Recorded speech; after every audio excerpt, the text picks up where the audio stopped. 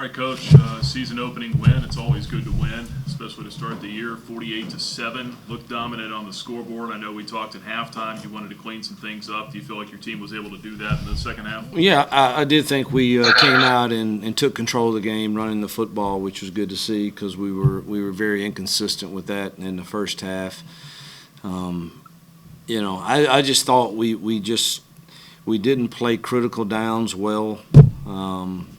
The third down, totally defense ended up being 4 of 14, so they did a good job with that. Other than, but I want to say 3 of those were like 3rd and 10 conversions in the first half, and that was what made me feel so yucky at half. And then just the penalties. I don't know. I felt like we had 200 yards, but yeah, 12 penalties. That's I don't know if I've ever had a team that had 12 penalties. So that's on me.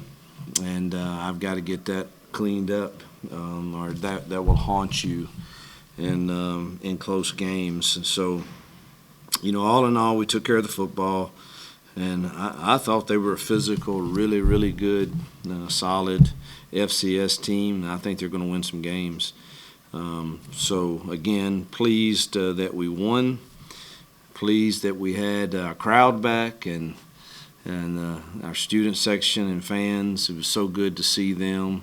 I pray that we can continue to fill our stands and be a difficult. I think we got one of the longer winning streaks in college football at home, and would like to continue that, and that we need that crowd to help us do that.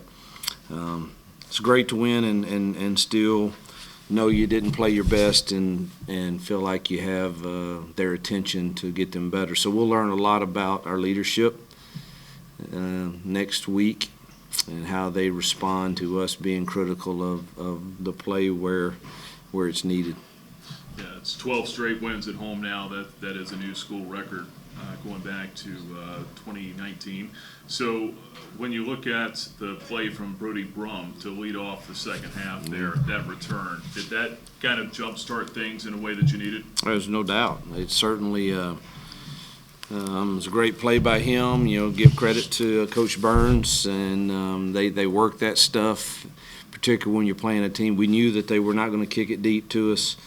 And so he practiced all of those scenarios with the sky kicks to the upbacks and the pooch on sides and all of those scenarios. So obviously a lot of credit goes to Brody and him handling it, but also to Tanner and our staff that handles that kickoff return team. So that was a great way to start the second half. Do you still feel like you were able to rotate a lot of guys, and you think you'll have some good tape to see on some of these guys in some live game action? Oh, I don't have the Bevins will give me the play chart, but I think we played, pretty much everybody, and it was good to see everybody get in and to get good action. We played really our backup offensive line most of the entire second half, and be anxious to see how those guys did. But we had a few guys get banged up, and that's disappointing. And you better develop some depth, for things like that. So, yeah, that was a good way to start the second half, though, to answer your question. And last one for me, just assess Malik Willis's play tonight. Wound up with 217 yards passing and a touchdown, and ran for 55 more yards and a score. I thought he was really solid. I thought he made one bad decision and one throw that was a little off. Could have been caught by DJ, but it was a little behind him, too, on the third down. Other than those two one decision and then one, I thought he was really solid and played well. Bill, you go ahead. Thanks for taking these questions, Coach. At this time, we'll open it up to the media.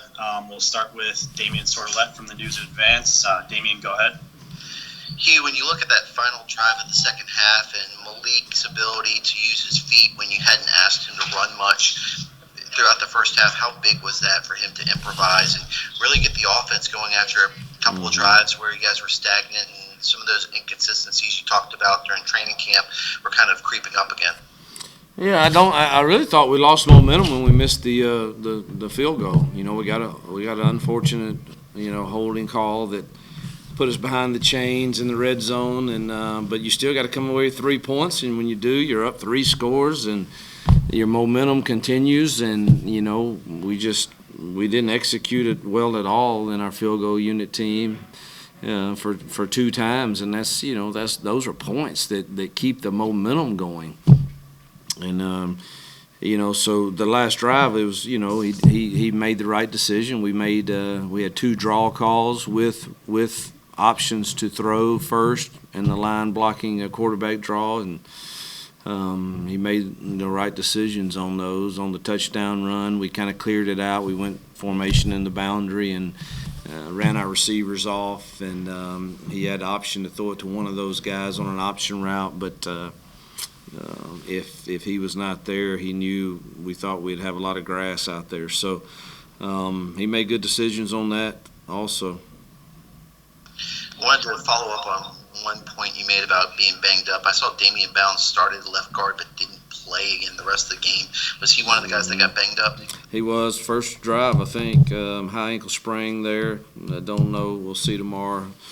Treatment, Marcus Haskins, hamstring, and Bryce Matthews, knee. So I think that's the only ones. But TJ Green had a little ding on his shoulder there on his last carry. I'm not sure if it's anything to that or not. We'll turn it over to Thomas Wilkerson. Go ahead, Thomas.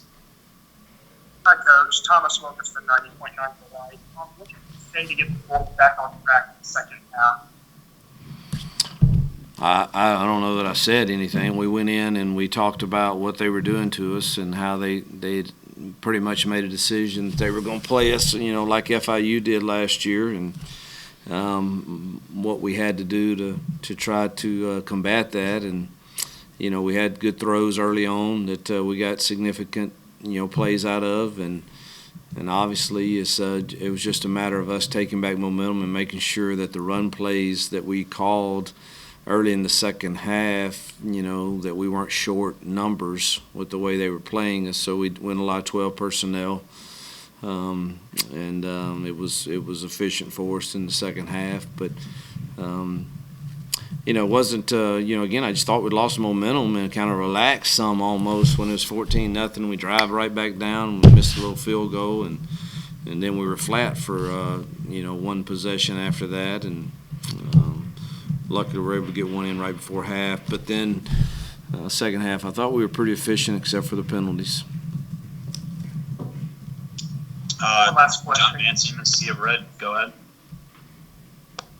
Coach, you had Story Jackson and Ahmad Walker that started, played a lot of snaps for you at linebacker. What did you think about their play in their first game for Liberty?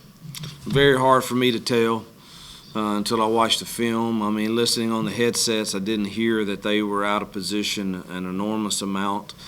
I think they were a little short on their drops a few times that gave them some area in the seam to throw. But really need to watch the film on that. And obviously we'll be glad to get AP back to be able to have a full week of practice this week. And Tyron also, and Jolly, and hopefully continue to create depth there. But it's good to see Ahmad and Story. I think they played decent. We'll see the film. It's Flames head coach Hugh Freeze. Alan, back to you. Damien, you got one more? I sure do. Hugh, we've asked you about these freshmen quite a bit. I think you got 7 in there throughout tonight's game. We saw Kyle and Austin had a really nice catch there in the fourth quarter. Harrison Hayes got some snaps at center, and we talked about Ahmad and Amarion. But how do you feel like getting those guys some experience in the first week when they had the opportunity just to get them some experience and get them some reps when as the season goes on, those could become valuable? Yeah, we've got to create, depth, and, the tough thing is trying to manage what's best for the kid and for us long term with the 4-game redshirt rule. So that's something that we'll have to start entering into our thoughts. Obviously, sometimes you're forced into doing it irregardless because of injuries or something, but So we'll have to monitor and manage that. But I was really excited. They had a bunch of them in there. You know, Mason Bundy and Harrison and Adair and Stetson and Colin Austin made a good play. Amarian, Ahmad, and those D linemen, Body, all of them played tonight. So it's good to start building depth for sure. Got any more? We got time for one more. If not, thank you, Coach, for your time. Think Thomas has one more. Yep, go ahead, Thomas. Sorry to bug you, Coach. No, you're not bugging me.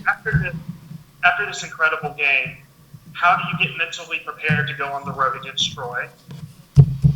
I don't think that's if we're having problems getting ourselves ready to play, then we're nowhere near, where I hope our program is. I just, we go about every week the same exact week, and whether it's playing Campbell or whether it's playing Troy, on the road's a little different on Friday, but nothing else is different. It'll be our first road game, and you got to handle the road hotel and the travel with the airport and all that. So that's a little different, and you can't really practice that for the new kids. But we got a great opportunity. I know how good Troy is. I've coached in that conference with them.